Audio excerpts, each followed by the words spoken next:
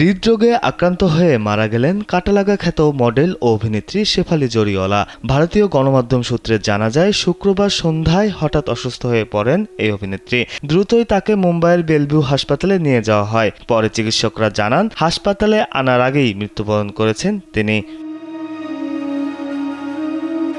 1982 সালের 15 ডিসেম্বর গুজরাটের আমদাবাদে জন্মগ্রহণ করেন শেফালি।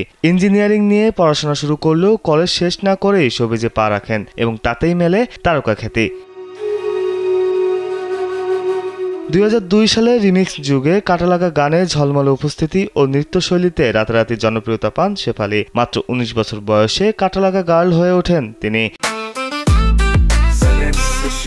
জেনেক্সে শিফট করো, লাইফকে লিফট করো। এরপর একাধিক মিউজিক ভিডিও, রিয়েলিটি শো ও সিনেমায় কাজ করলেও তার পরিচয় এই গান দিয়েই স্থায়ী হয়ে যায়।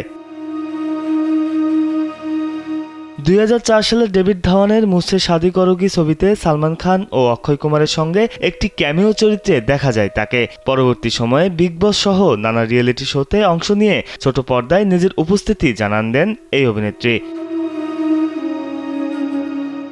ব্যক্তিগত জীবনে সঙ্গীত পরিচালক হরমিত সিং এর সঙ্গে বৈবাহিক সম্পর্কে আবদ্ধ হন শেফালি। সেই সম্পর্ক ভেঙে যাওয়ার পর অভিনেতা পরাগ ত্যাগীর সঙ্গে নতুন জীবন শুরু করেন 2014 সালে।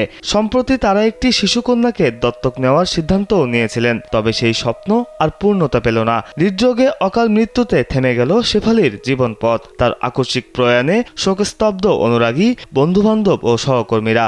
বলিউড হারালো এক প্রাণবন্ত ও জনপ্রিয় মুখ।